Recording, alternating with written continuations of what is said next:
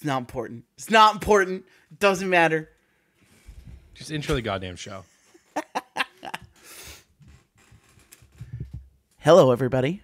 Welcome to the Infinite Meme Machine, Hi, Joe. your weekly TWAB audiobook.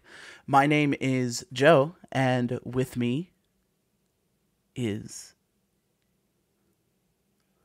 Matt or Jan. Man. And this is...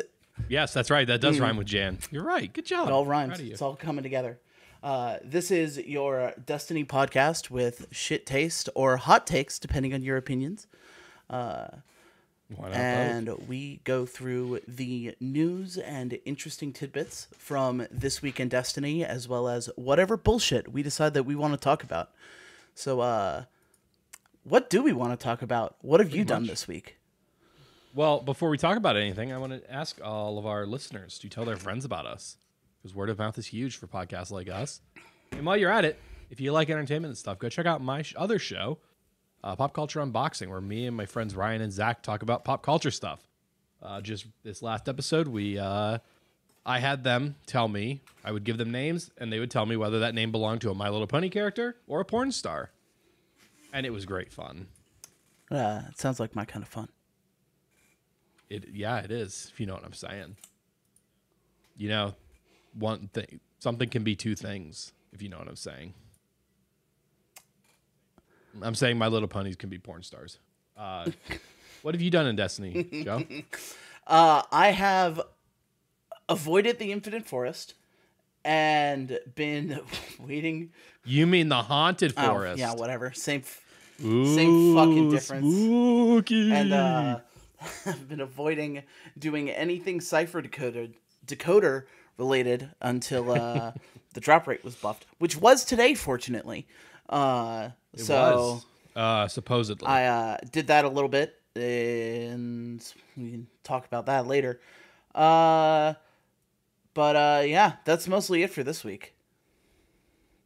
You didn't do the final interference mission yet, which is available now. Shit, you're right. That is this week. I did. And if anyone hasn't done it yet, they should, because it is a ton of fun. And if you are a D1 vet, you will probably love the shit out of it. Yes, you And, will. won't tell you why, but And if you follow Raid Secrets, the question has been answered. One of many questions. Yeah, it was great. I'm glad and with that, I actually finally finished my, I'm a Forerunner now, but I put it on and then immediately took it off to put Reckoner back on. Because it's still the rarest title. Why the fuck would you wear the Forerunner title? Yeah, when I have Reckoner and Flawless, like, every other title is worthless. Is Flawless even number 2? I don't know. I haven't checked in a while. I don't think it is. It was number 1 for a while, and then it very quickly dropped. They did a couple. Yeah, pretty much.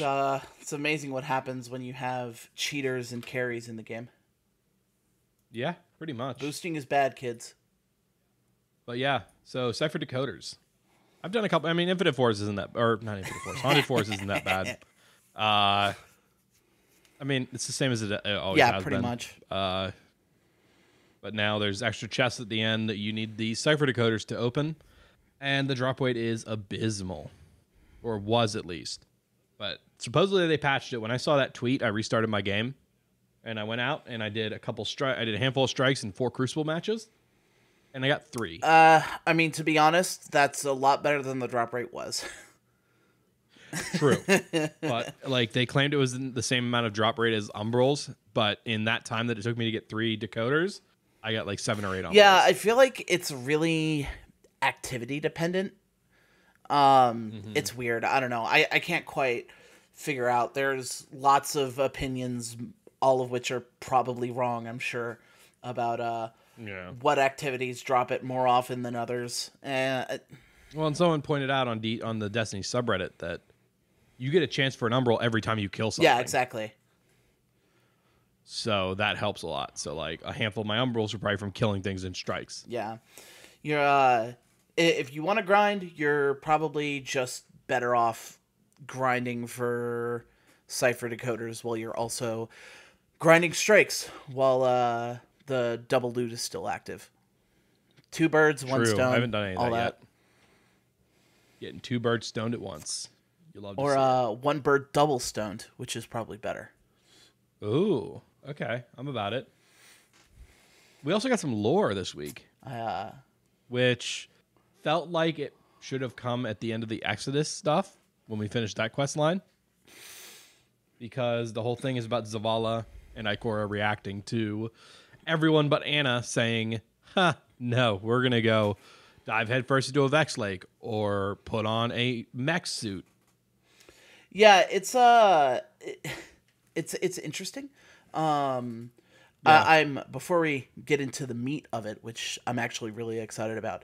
I'm hoping the fact that we got this just now means that we have 5 of these to look forward to. Because normally they post, it seems like, at least, maybe I'm misremembering, when they post one every week until the end of the season. I don't know about this one. You don't think so? Because keep in mind, when you read this, it reads as if it happened the day we did the Exodus stuff, which means that questline would have happened 2 weeks before Beyond Light came out, and then it got delayed. That's a really good point. So there might be one more of these, but I wouldn't expect to see these up until the next season. How dare you crush my dreams like that? Or How we might dare see you. something the week before that was supposed to come out, the week before Beyond Light came out. Yeah, that's probably true and disappointing, but whatever. Yeah. But either way, the lore post itself is actually really, really interesting. The short version of it is, like I think you already mentioned, Zavala is really upset that everyone other than Anna has decided to not come back to the city like fucking idiots. But yeah. And and he's not happy about it, like, at all. And we start to see, like, the depths of his despair. Like, he asks, what has the Traveler ever done for us? Zavala Which is kind of a heavy Zavala question. needs to get some counseling, man. He's sounding pretty depressed at the moment. Gotta say. He really is. Yeah, somebody. And also, he's kind of upset about the whole fact that we find out that Rasputin murdered a bunch of people. So. And Ikora just kind of handed it. I'm really glad that got mentioned again, by the way, with last season, because, like, it wasn't exactly hidden knowledge that everything with Siva went down. Like, the Vanguard knew about what went down with Siva, but what they didn't know was the revelation that we had last season, that Rasputin was essentially orchestrated the whole thing specifically to get back at his own son for abandoning him, which is really fucked. And It's really nice to see that acknowledged, at least to some extent. I mean, like, I don't know. In my opinion, Ikora's not exactly wrong in this situation, but no, and if you think it's similar to Shaxx, is that he was a warlord. He did terrible things, but then he's a good guy now. Well, I mean, kinda, but I don't know. It always feels like in the lore bits we have about Shaxx back when he was a warlord was that he was very different from the rest of them, and was more of, this is my land and you all get protected. I'm not like other girls. Yeah. But yeah, no. I mean, it's a good lore book. Yeah, go read it. Absolutely. There'll be a link in the show notes. It is very, very good. I mean, I hope I'm wrong and that we do get more, but we'll probably get at least one more for sure. But like we have to get some. Like, we'd probably get some preview, like at least one that's a preview for next season. Yeah, maybe like a message from Varix or something. Yeah, we'll have to see. Yeah. So, I didn't really know what order you want to talk about this stuff in, but I figure I put it in the correct order. I think you want to save the best for last. Oh, I mean, I definitely want to save the best for last. So then let's talk about the TWAB. So there is a fair amount in this TWAB. The extent to which you'll actually care about some of this information is probably going to differ person to person. Yeah. I'm personally really excited about all of it. Yeah, there's a good handful of it that I'm excited about, and then there's a handful of other stuff that's mostly just housekeeping. Yeah. So should we start with kind of the housekeeping stuff? Yeah, might as well get that knocked out so we can do the juicy stuff. Yeah, art and fashion shows are going on. You know, go to the TWAB. I'm not a huge artsy or fashiony guy, so I didn't read too much into it. But if you are, go check out the TWAB. They give you instructions there on how to show off your fashion and your art and get some cool emblems. We also we need to teach you how to appreciate Destiny fashion. Did you never see Biker 14? No. My only entry into the fashion show was Biker 14. He was a god among men. I'll have to scare up that screenshot. I feel like when you say that, I'm expecting something horrifying. No, it's Biker 14, dude. I mean, I don't know how else to describe him. I'm expecting something horrifying.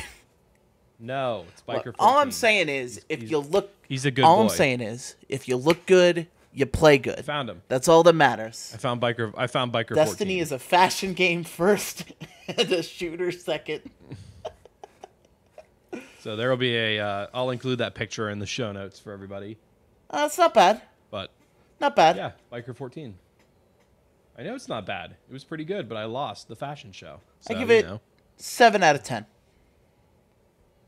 Yeah, okay. He was better. He deserves better than that. So do my eyes. No. Anyway. Also, that you have... If you haven't been working on your triumphs for Season of Arrivals, the one you gotta put the pedal to the metal on is the stuff that has to do with the interference stuff, the contact. Because there's 3 different contact bosses and there's 3 different encounter types in the interference mission. If you haven't been working on those, get to it. Because those are, once we get into the last 2 weeks of it, if you haven't started, you're out of time. Can't get the season. I believe next week is the start of the rotation again, which would mean the Pyromaster. Yeah. Well, you have 3 resets between now, or not, well, however many. What is it? 1, 2, 3. Yeah, you can start on the 20th. If you start on the 20th, it'll wrap its way back around, and you'll be able to do it. So start it by then. Speaking of a similar thing, end of the season is actually going to be earlier than Beyond Light. The game is going to become unavailable on November 9th at 7 p.m. Pacific, which is 10 p.m. Eastern. And it will be unavailable until Beyond Light at, 9 a.m. Yeah. Until 9 a.m. Pacific. Wait. Did you change that? Yes, there was a correction. Why? Wait, yes. Was there? Oh, well, it will go offline for maintenance until 9 a.m. Or 12 p.m. Eastern on November 10th. So what, we'll have an hour of Season of Arrivals? Or is Beyond Light coming out an hour early? Well, don't they change reset with daylight savings? Do they? I forget. I feel like I can't remember. I feel like that's how that works. Well, good luck, boys. We'll figure it out. We'll figure it out. And we can also assume that once it goes offline, it'll probably become available to preload. So have your Steam and stuff ready to go, or your consoles or whatever, in case that is available then. Yep. Again, partially related. If you haven't migrated your characters yet, first of all, you're probably not listening to the show. But if for some reason you haven't till December 1st. After that, you won't be able to do it. And also, if you've started over your characters on Steam and you already have an account set up linked to Battle.net, if you try to transfer the Battle.net one, it'll overwrite your Steam one. So think carefully. Go to the TWAB for more information. Why the fuck? Who? Now. Hold on. Who the fuck would... Who would have restarted when we transferred to Steam from Battle.net? I don't know. I think they just have to cover their bases, man. If somebody out there exists Just who don't restarted think about it too when hard. we went to Steam, Joe, I want to meet them. Joe, tell them about the new light experience. So, first off, did you ever play New Light? Yes. I rebooted my Hunter a month or two ago. My God, is it awful? Then there's lore behind that too, by the way, if anyone's curious. Leslie the human became Leslie 1, the EXO.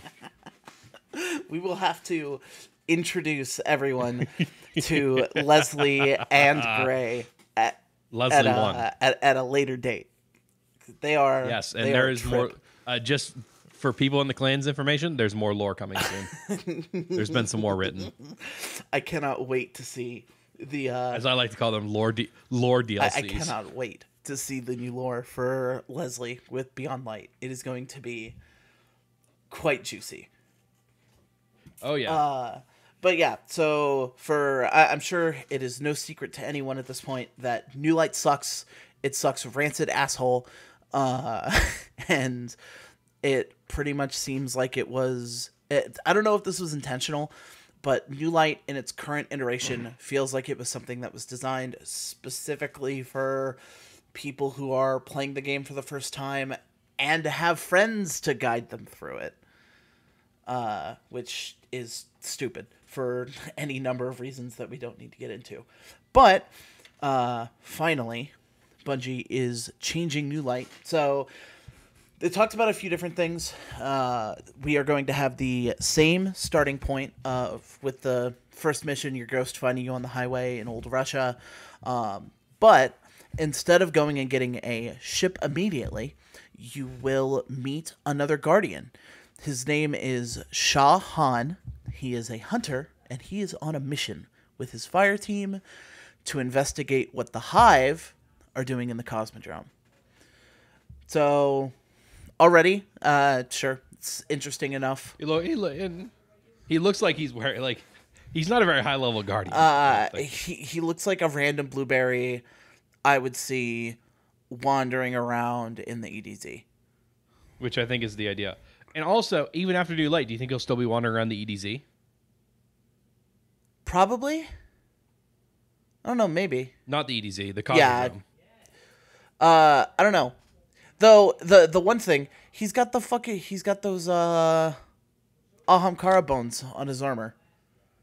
He does. He has I think those are the young Ahamkara spine. So he's seen some shit, apparently. He's a gunslinger. But it seems like what Bungie's intention is for the first few missions to guide you through using a bunch of different weapon types, finding engrams and turning those in, potentially experiencing the progression systems. And it seems like they are saying that New Light will specifically teach you how to navigate the UI for quests, bounties, collections, and whatnot. Though, I don't know.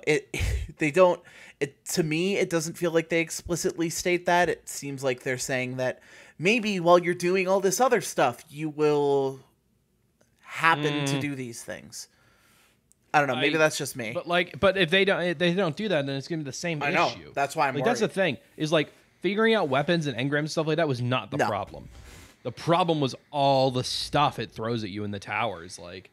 Oh, who are all these people? Why do they want me to do this and that and this? What order should I be doing this stuff? Yeah, in? Destiny went too far into the whole not telling you what to do direction. Where if you don't know what you're doing, it's so hard to figure out what to do. The game expects you to have friends. Yeah, even stuff as simple as infusion, the game just doesn't teach you. I am over 2,000 hours in the Destiny franchise. And even when I started on New Light, I'm like, wait, what am I doing now? Yeah. So, if I, a through and through Destiny veteran, have to sit there and think, wait, what do I need to be doing now? It's got to be so much worse for New Light players. Well, and hell, so, so when one of my friends started playing Destiny for the first time, there were multiple times where he would mention something to me and I'd be like, oh yeah. And then I would just remember something that I hadn't taught him because it's such an ingrained part of playing the game for me at this point that I just don't think about it. There's so much stuff in the game that's that way. For veteran players, this game is a nightmare to get into. And the thing is they're not going to tell you like what makes certain armor pieces good or what makes certain weapons I mean, good. they don't tell us that. They're not going to. They don't. But that's like such important knowledge for a Destiny player is knowing that. Oh yeah, resilience is such a pointless stat. Like a new light might say like, oh, this has more resilience than this piece, and I want to be tanky, so I'm going to put it on, not realizing that it doesn't really work like that. Same thing with hand cannons. Is there a lot, or auto rifles are a better example. Oh, this 450, like I like this one. It's a whatever 450 gun, and it's higher level than my 600 one. So I'm going to delete the 600 one because this one's higher level. Even though a 600 is objectively better than a 450. Yeah, well, I mean, like... But that's something the game doesn't tell you. I mean, something like that, just with differences between weapon archetypes, really the player just kind of needs to feel that stuff out for themselves. And at least, like... Yeah. Like, I'm not expecting Bungie to have damage tables for whatever the current patch of the game is built into the game or something like that. But it's just... all the different ways that you need to interact with the game just to go through normal progression just isn't pointed out. And I'm hoping when they allude to making that part of New Light easier, I really hope they nail it, because, you know, it's been really great seeing all the players that have come into the game over the last year, with it coming to Steam and with it going free to play. Like, all of that's really great, but I'm sure there are plenty of people who tried to get into the game and then just stopped playing because it was so hard for them to understand what the fuck was going on. Yep. Yeah, and it's like, yeah, it's frustrating. And then you feel like you have to teach your friends, like you get them playing this now, but you have to babysit them the whole time. Yeah. Or you know that they're just going to get fed up with it and leave unless you're there with them at all times, showing them the ropes. Exactly. And if they do actually nail it this time, it'll be great. I mean, they're talking about walking players through all of this stuff before they even leave the Cosmodrome to go to the tower. And if they pull it off, if they are able to actually teach players the fundamentals that they actually need to navigate the game, and then they land into the tower for the first time, that's perfect. And like, I'm sure there's some other things that are probably going to be easier, you know, with the removal of a lot of old content, with it being put into the DCV. There's going to be a lot less clutter, so it's not going to be as overwhelming when you go to the tower for the first time. But yeah, we'll see. There's not going to be all these destinations you got to go to and talk to all these people. But like, oh wait, these handful of destinations you went to aren't going to be things in a couple months, and the weapons that they give you at those destinations aren't going to be useful in a couple months. Yeah, I wonder if it'll still have the like introduction to some of these planets and how it would handle it, because like the way they did it before is like you'd go to a planet, you'd go talk to the planetary vendor, and then like do some adventures or something, or do some patrols, and then you just take off and move on to the next place. And I just don't think that system works that well. So the thing is, they don't say anything about that. And so for my money, I would expect that to essentially still be how they're going to introduce players to some of these other places. But I don't know, because a lot of those places are gone. So, you know, if that's how you get introduced to Nessus and to the EDZ, then maybe that's not so bad as if that's how you're being introduced to the majority of the planets in the game. Because then, like, for Forsaken, they would just play through the content to get exposed to the Tangled Shore and the Dreaming City. But, yeah, I don't know. We'll just have to see. Just like with New Light the first time, it's a lot of promises, and we won't know until we see it. Yeah, and the last thing about that note, though, is that they said that it'll be available for existing players, But they said the same thing about this new light, and the only way I ever found to get it consistently was just restart a character. Yeah, that was the only way to get it before, I believe. So I don't know. I'm hoping that there actually is a way for me to take an existing character through there, because I want to experience it, but I don't want to re-roll another character. Yeah. It's interesting. Despite all of this talk about New Light and talking a little bit about the Cosmodrome, which I guess we'll get into now. So it seems like they're implying that pretty much the entirety of the D1 Year 1 Cosmo will be available. Obviously, the Plague Lands are still going to be off limits, but it seems like almost everything else is available. But still no mention of who the Cosmodrome's planetary vendor will be. No. I mean, at this point, I wonder. I mean, I know that there's been all the theories about Aldrin, but what if it is this Shahan guy? I'd be a little disappointed, but it would also kind of make sense. Too. You know what I keep picturing his voice being? I just keep picturing Shiro 4's voice. When I look at this guy and imagine what his voice would sound like, I imagine generic bearded white man number 4. I don't know. Maybe that's just me. Yeah. Like, it feels like such a filler character. I don't know. Maybe he's not, and like the character actually becomes relevant to things in the future. Who the fuck knows? Yeah. So what about the other part of the juicy part of the TWAB? So we got some armor mod changes. Yes. Well, not now, but in Beyond Light. In the very, very near future. So the big thing.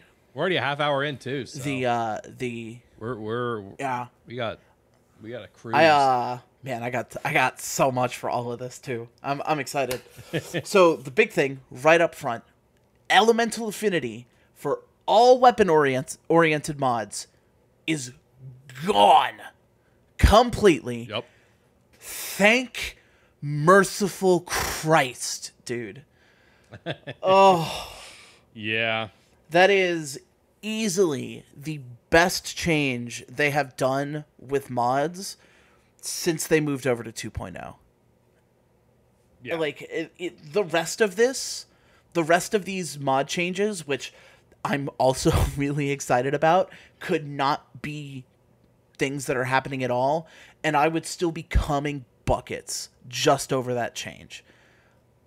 Yeah. The fact that we no longer have to like sacrifice for the fact that we no longer have to just like sacrifice builds, like specifically for PvP.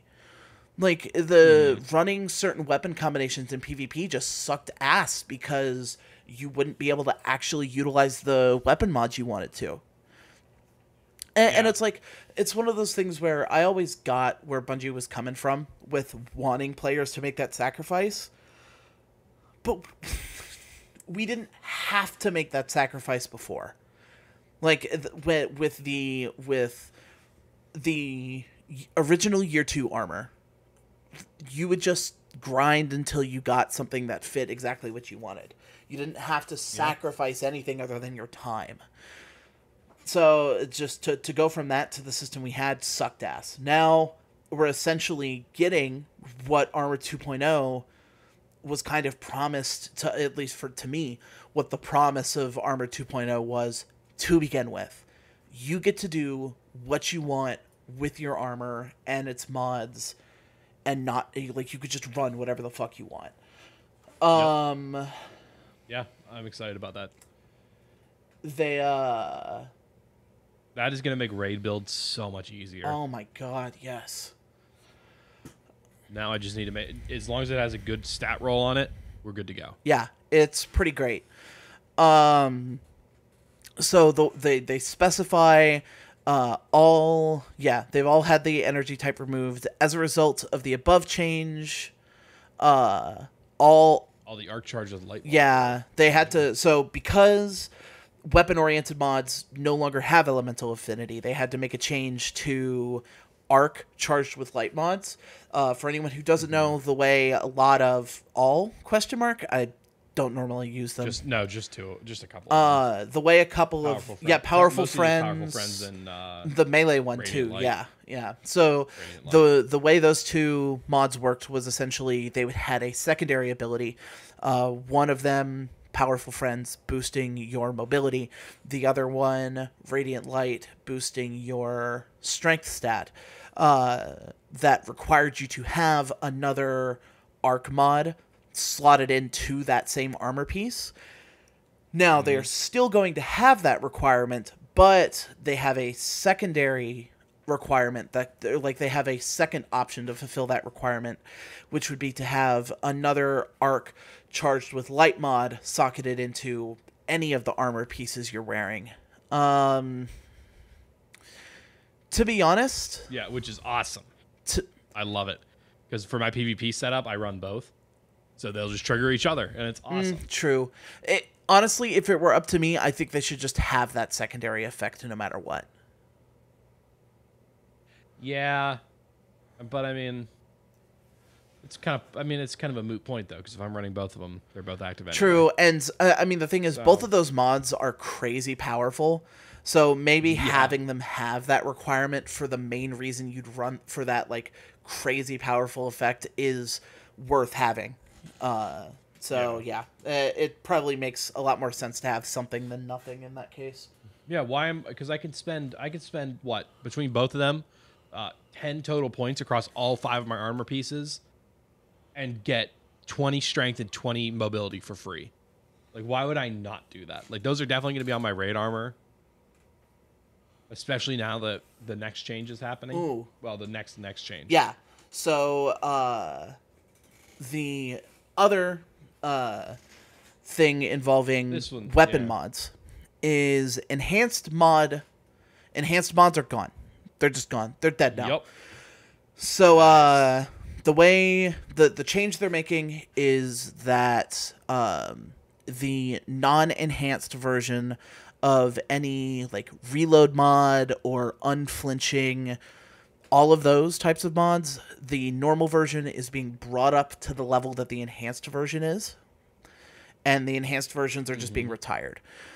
Yes. Oh, I can't wait. It's pretty great. The one thing that may have some people not excited is that they are going to increase the cost of the base level mods, but they are not being increased to the same cost as the enhanced versions.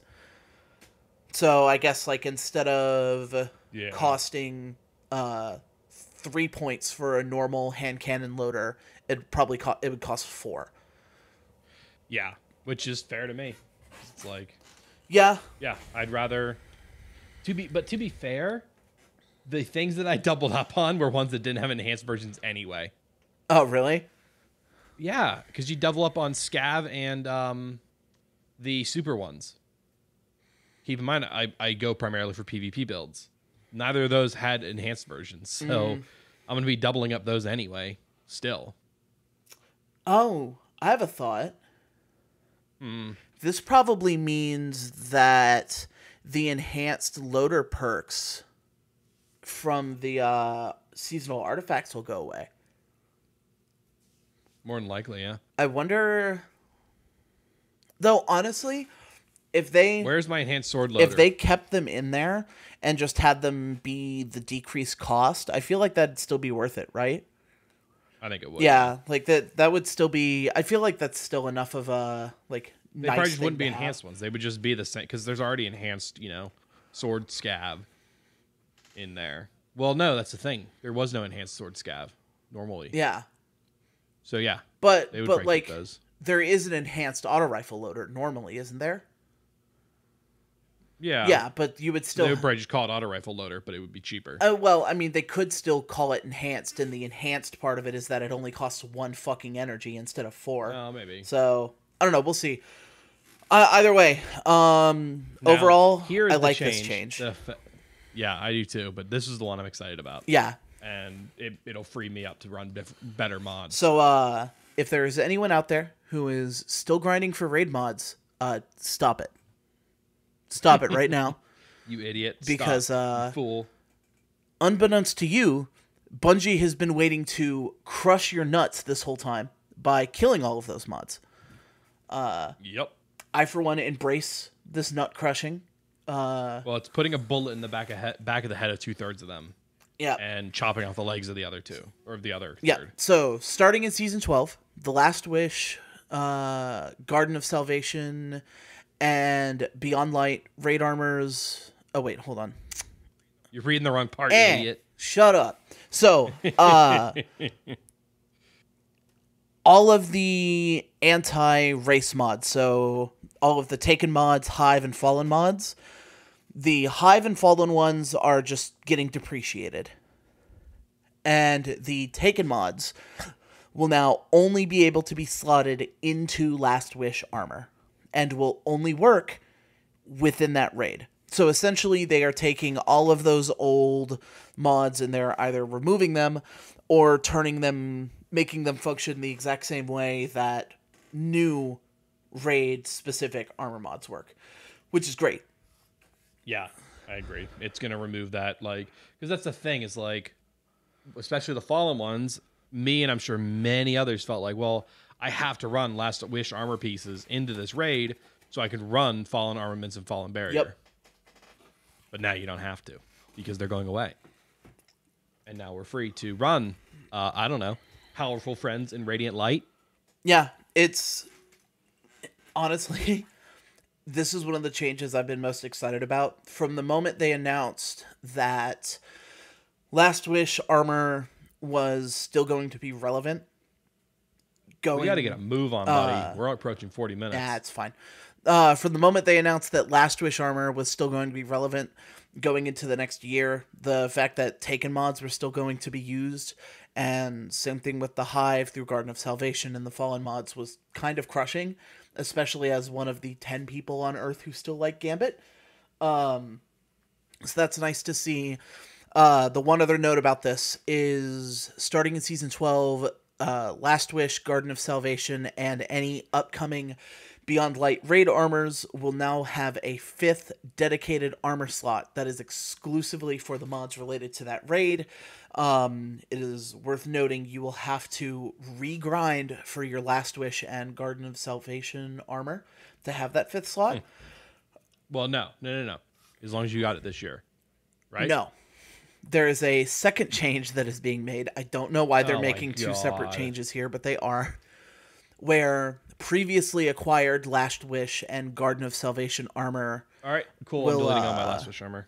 Instead have a new Legacy slot that is essentially the same thing. So it's a bit of a silly change, that part of it at least, but progress. Progress. Yeah. Yeah, it is. And then the last armor mod related change: all armor released in Beyond Light and Season 12. All Last Wish and Garden of Salvation armor acquired in Season 12, and all Armor 2.0 exotic pieces, including the ones that are already possessed by players, will have a combat-style mod socket introduced that will, in Season 12 at least, accept all Charged with Light and Warmind Cell mods. So those are still going to be relevant. The Warmind Cell ones, at least, we knew Charged with Light was still going to be. And all Armor 2.0 armor acquired in Seasons 8 through 11 will have their seasonal mod sockets replaced with a single unifying Legacy mod slot for some stupid fucking reason. Huh? Wait, what? No, that's a good change. But the current seasonal mod slot can only fit in the mods from the season and then the season before and after. All right, but they're talking about it like it's two different things. It is. Why not have it be the same thing? Because armor from each season, legendary armor from each season, is only going to be able to slot in armor or mods from that year. They said this before. I feel like you're right, but I'm still mad armor about and Armor 2.0 exotics. I don't say anything that I'm not right about. Doubt. Speaking of things that I'm right about, weapons trailer. No Time to Explain. What is this? The third iteration? Yeah. Well, second with that name. And technically the fourth use of that. Technically the fifth use of that gun's model. Yeah, it's been through the ringer, but now I think it's I think we could call it No Time to Explain perfected. Yeah. Because it is essentially Arc Buddy's the gun. Yeah. So before we get too deep, Bungie put out a weapon and gear trailer. Go watch it. It has a lot of cool stuff. And then link in the show notes. After you watch it, go to the Beyond Light page on Bungie.net and go to the gear tab. Better yet, just listen to what we have to say about it because we're right about everything. Yeah, that too. But if you do feel like going there and looking at the cool pictures of the guns and armor, it is also going to be in the show notes. But yes, No Time to Explain. So essentially, like you said, we get Arc Buddy, except with not garbage projectile rounds that get fired from it. So kills, I believe it's precision kills, lets you create a personal protection portal that will shoot bullets at the enemies in front of you from an alternate timeline. Yep. That's kind of wild. How useful this is going to depend entirely on how much damage it does and how fast it shoots. But at least in regards to that last part, if it shoots too slow for you, get the catalyst, which will make it shoot faster, apparently.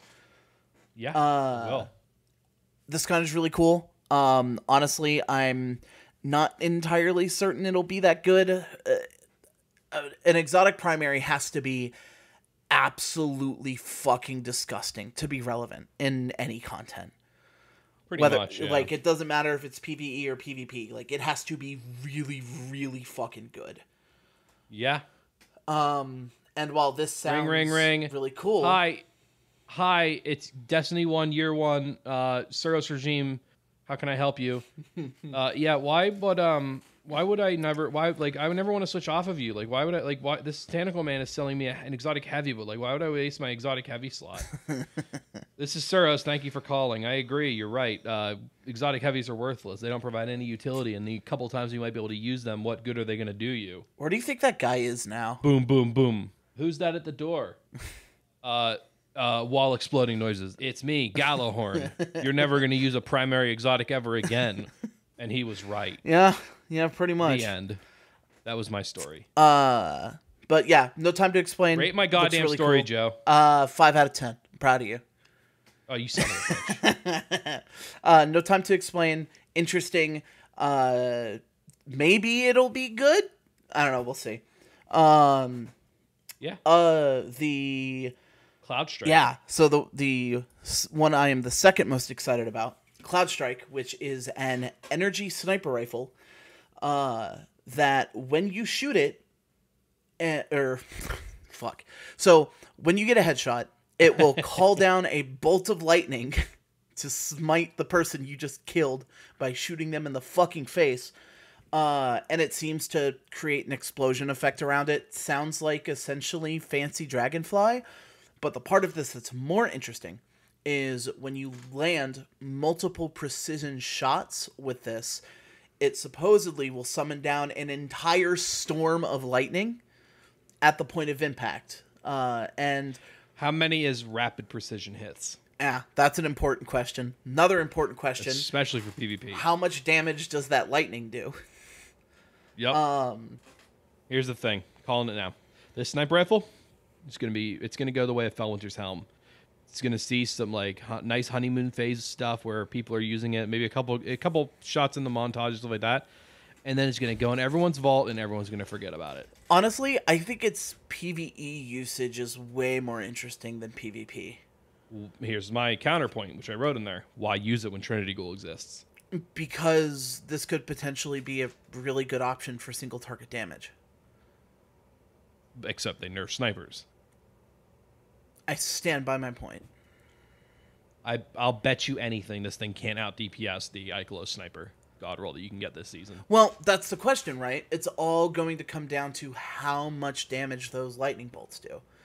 If the storms that get called down do enough damage, and or they happen fast enough, or like happen in few enough shots, then we could be potentially looking at a real single player experience DPS monster. You know, I mean, like, we're all going into this season expecting Ikelos Sniper to be the go-to for when you're playing by yourself or when you're doing, like, challenges like solo flawlesses. But, Yeah. I mean, depending on what happens, it could be this. This could be a viable option. I don't know. We'll just have to see. It looks really fucking cool. I love the whole, like, electric, like, spooky crystal effect, like, aesthetic it has with, like, the lightning rod that it has instead of a barrel. Like, it's really cool. Yeah, it will be fun. Yeah. I don't know. The only way this gun doesn't fade into obscurity is if it's overpowered as hell. I mean, I don't know. I think there's room for it to be good and balanced. Hey, do you ever see any Warhammer 40K? I have. What about those fuck off huge chain swords they carry? Have you ever wanted one? Absolutely. You get one. You get a chain sword, and you get a chain sword, and you get a chain sword. The Lament. Yeah. It's a goddamn anti-barrier chainsaw sword. So, more. That's it. Worthless in PvP. Don't even think about it. PvE, bring that bitch to town. Except it's still going to get its ass kicked by Fallen Guillotine. There's no way it doesn't. I mean, it's an anti-barrier sword. So? I don't know. That Fallen Guillotine kills things before they can put up their barrier in the first place. Not in GMs that don't. Well, if you're in GMs, you're not using a sword. Bet. You have a death wish? Bet. You have a death wish. Yes. Obviously. Okay, there's your thing. That's all we have to say about it. Icefall Mantle. How does Lament work, Jan? Who cares? It's a chainsaw sword. You block the charge of the chainsaw and then you swing it and it's dope. Yeah. But again, Fallen Guillotine is going to kick its ass. Icefall Mantle replaces Barricade with an Overshield. I don't know where this is going to fit in the meta. Every time I think of a situation where I'd want an Overshield, rather than a barrier, I think I choose the barrier. Yeah, I think in general, so here's where I'm thinking with Icefall Mantle. Icefall Mantle is one of those exotics that, and of course, it should be noted, all of this is dependent on how strong the Overshield is. If the Overshield is as strong as, like, the Overshield that a Warlock gets after they heal nade themselves, whatever, it doesn't really matter all that much. Yeah. But if we're talking, like, OEM Overshield, and you have my attention. Or even just Res Overshield. Yeah, and you have my attention at that point. But, yeah, so this is the kind of thing that I expect is going to terrorize sixes. Yeah, I think I agree. And that's the only place I really see it happening. Because, like, the thing with a barrier is in threes and in PvE, especially, like, raids, it's a lot nicer to have the barricade to, like, stop damage in its tracks. Whereas with an Overshield, you're just trying to mitigate the damage. Yeah, Titan Barricade is so strong. Like, giving it up is kind of nuts. Like, I'll tell you that right now. This is going to be worthless in threes. Oh, like, yeah. Like, again, but if... There's so much more value in the barrier when you play Trials. Yeah, like, even if this Overshield is busted, like, even if it's, like, stronger than a Res Shield, it won't matter. As long as you can get headshot through it, it won't matter in threes, especially in Trials. And there's no way in hell this Overshield is going to be powerful enough to not get headshot through. Yeah. Like, if you're playing comp in a low enough skill bracket, then something like this could have some real use. Like, if you're not worried about getting your head taken off with a sniper. But the minute you get to the point where the other team has a remotely reliable sniper on them, which happens really fast in Destiny because sniping is really easy. It is. The game aims for you. Yeah, it really does. Then this just won't matter. I still think it's really cool. The fucking power pose that they have that the Titan does in the trailer when he activates it, just it feels like the kind of thing you do before you fucking beat something else to death. And I'm like, it looks I'm really, there for. yeah, I'm there for. I am all for it. But yeah, it probably won't be that good in high level activities. Yeah. So yeah. So in conclusion, it'll be cool. There'll be stuff to play with it, and it's gonna fall into the same thing as the Titan's Ramparts, where it's a cool gimmick. Bad players will fall for it in PvP. Good players will not. They'll figure it out. I mean, honestly, I don't even think it'll be useful. Like, I think Sentence has more use in high level PvP than that thing will. Kind of, but the problem with Titans is or Sittins or whatever it's called. Yeah, I don't fucking know. It takes 2 sniper bullets and it's dead. So unless you're, because if anybody has any amount of ammo between rounds, they'll just take 2 shots at your barrier and it's gone as fast as you can cast it. True. But speaking of things that would potentially be strong in high-level activities, Mask of Bacchus, also known as the new Hunter jank. I'm excited about this one. I'm not. I fucking hate this thing already, and I haven't even played against it. I'm already triggered. Wait, can I describe this in 1 sentence? Please. Wait, I can describe it in 4 words. Are you ready? Go ahead. Hunters are Tracer now. Yeah. I'll describe it in 3 words. Hunter Tracer now? Isn't that the Jez thing? Maybe. I don't know. Anyway. I fucking hate this thing. I hate it already. I'm so mad that it exists. This is the Omawa Shinderu. Omaiwamo exotic. Shinderu. That's it. Yeah. Yeah. So nothing personnel, kid. So Mask of Bacchus replaces your Hunter dodge ability with a shift ability that cloaks and teleports you, and that teleport is significantly longer than dodge is. So it's like Tracer or Warlock Blink on crack. Yep. I'm there. Like I said, I'm there for it. Yeah, this thing is going to be useless in PvE. But my God, is it going to fuck people in PvP? If, and this is a big if, it still gets the benefits of the dodges.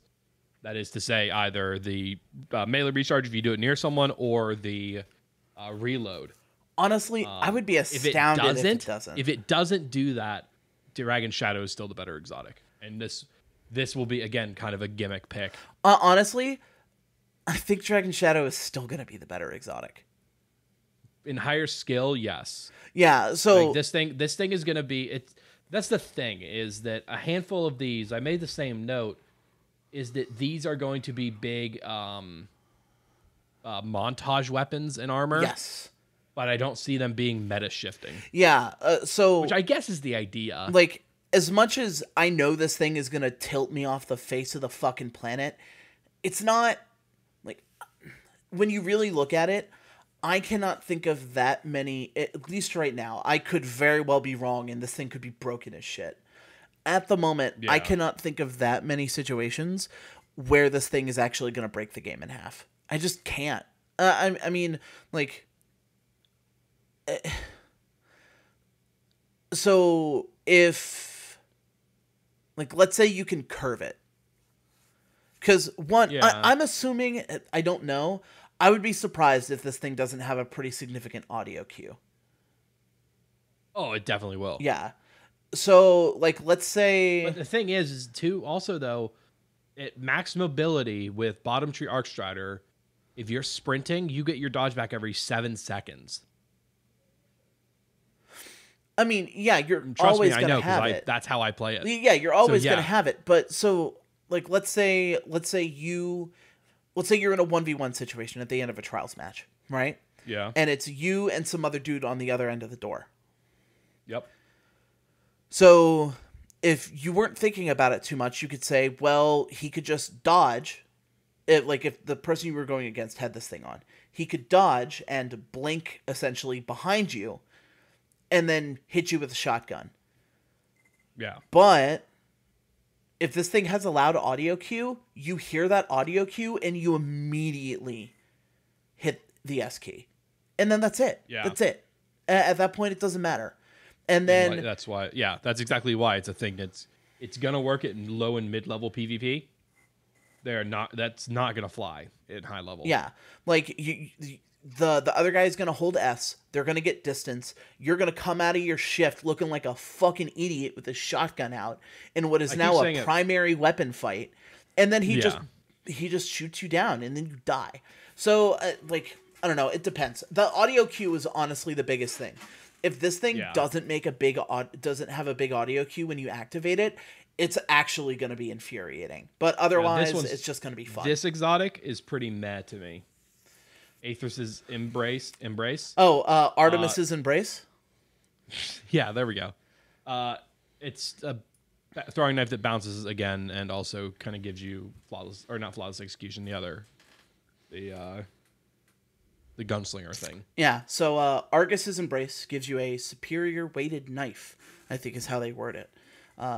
It gets an additional bounce, which is kind of cool.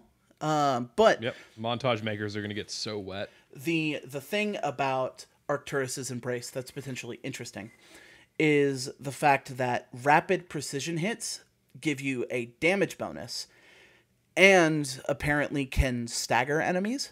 So I guess Armstrong's Embrace is potentially like Wormgod's Caress, but for knives. Which could be interesting. Like if you really, really want to just throw knives at everything, then maybe Aethion's Embrace is the right exotic for you. But how long have you been thinking up this bit? Is this what you've been building to this whole episode? Well, what are you talking about? I'm just talking about fucking Arthur's Embrace, Argus's Embrace, the new cool exotic. I'm not playing into this shit.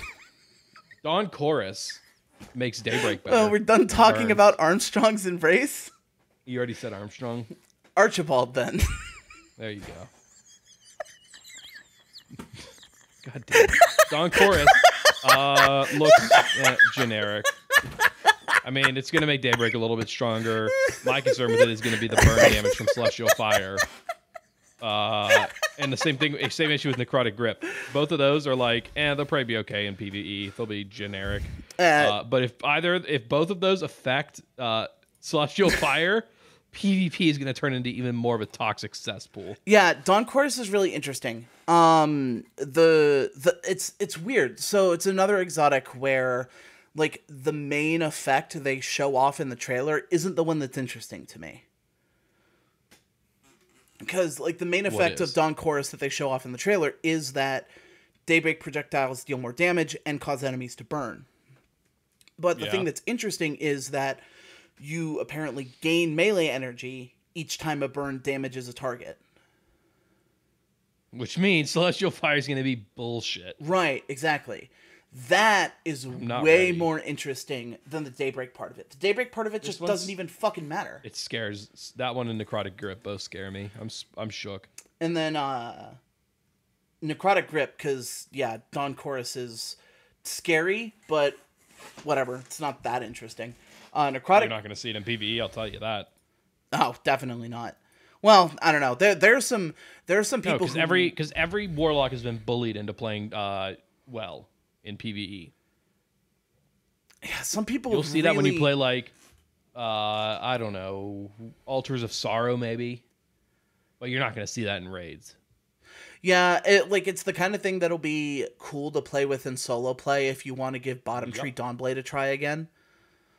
But like why use Bottom Tree Dawnblade when Top Tree has Icarus Dash? Super forever.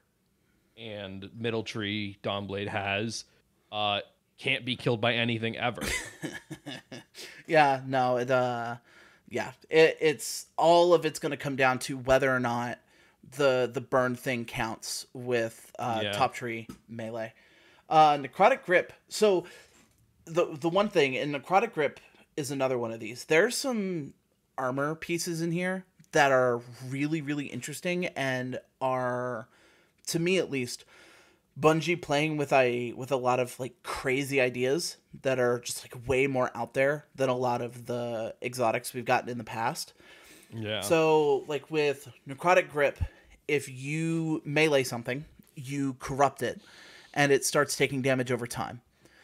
When a corrupted combatant dies, it spreads that corruption to nearby targets. Word. Can we use a different one? I don't know if they say it.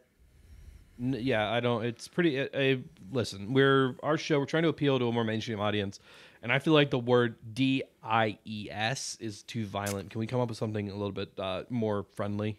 Thank you. Ceases to exist. Okay, we'll allow that. Thank you. Yeah. So when an enemy dies after being corrupted, we just talked about this. They spread that corruption. So here's when an enemy expires. Here's the thing that is going to decide whether or not this exotic. When they go to meet good. God, that's there. Say that when they go to meet God. So their infection spreads.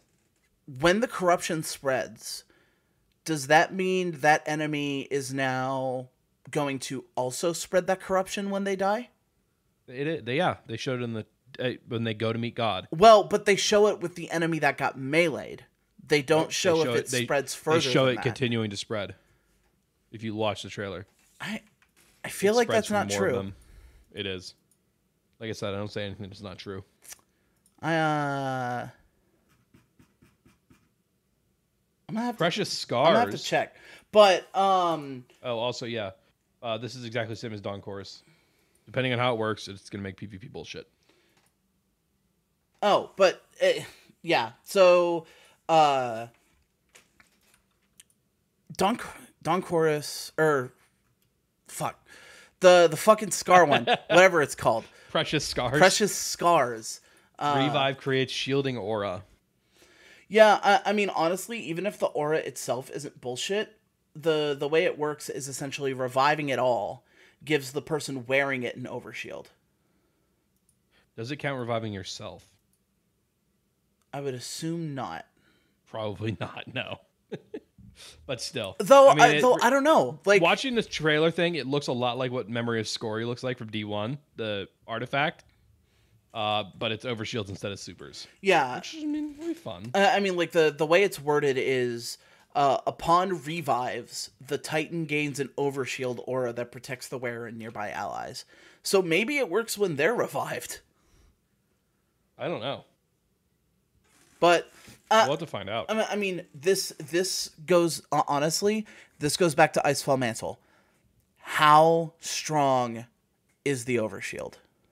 Yep, that's what's going to determine whether or not we use it in raids and stuff. Yeah. I mean, because it's like, how often would you... Like, what's a situation where it's actually going to matter? I mean, not many. Yeah. Because there's none of these overshield types or protective auras or anything like that. Every one of them, PvP players are still going to be able to snipe through it. I mean, so on your Titan in Trials, what are you normally using right now? My Warlock. Or my Hunter. Okay, what are the Titans you play with normally using in Trials? Synthos? Synthos. Yeah. How is this... I don't see this getting people off Synthos. It won't. Like, the extra melee range is so good. Here's the thing. Anyone who says, like, oh, this could be useful in Trials, I will counterpoint with, LOL, don't die. Also, if it doesn't keep you from getting sniped, it doesn't matter. Exactly. But, I mean, like, in those situations... So, here's the thing. If this works when you get rezzed... I could see this being a kind of thing where... So, if you're on your Titan and you get sniped, you immediately equip this. So those are two things that I already am not doing, okay? Right. But no. But think about it. So if you're gonna get rezzed and then like after that res, you're immediately gonna push into the enemy, and having this on means you and all your teammates get an overshield. Yeah, that's a good idea. Yeah. I don't know how well you'd be able to pull it off on console. I mean, you wouldn't, but console players should just upgrade. True.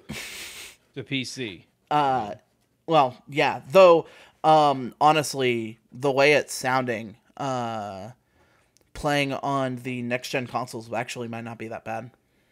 The menu times are probably going to be pretty fast. All right. Salvation's grip.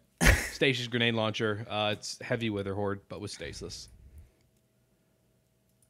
I really like this thing. It looks cool. Yeah, so this is another one of those things where we still really don't know that much about how the freeze mechanics in this game are going to work. Yeah. So so we see two things with this gun in the trailer. So we see it shot on the ground and it creating a bunch of stasis crystals that have a freezing effect around them. That's pretty cool. Yep.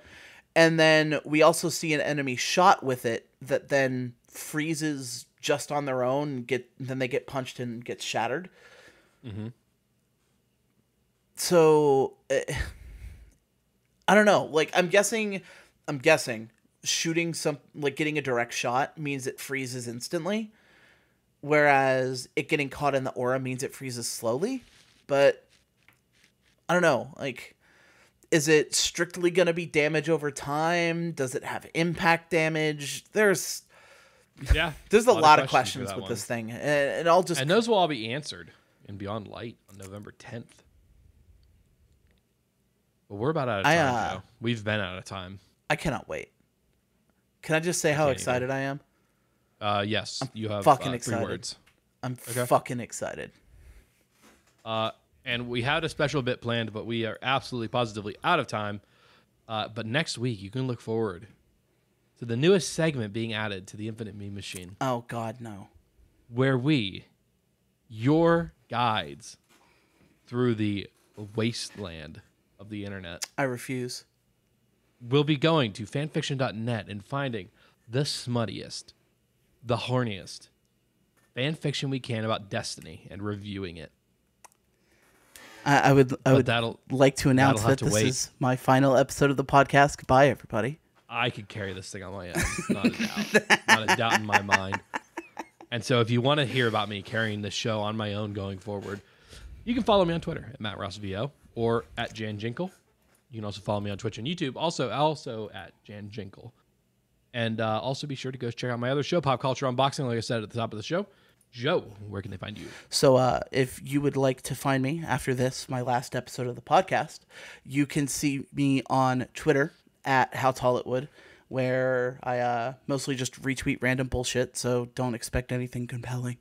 Or on Twitch, also at How Tall It Would, where I try to play games fast and have a good time doing it. Come hang out. We have a good time. He plays games like he has sex. Yes. Well. Also, go check out the Infinite Meme Machine on Twitter at MemeMachineCast. Well, I think that's it. Bye, everyone. I love you. Bye.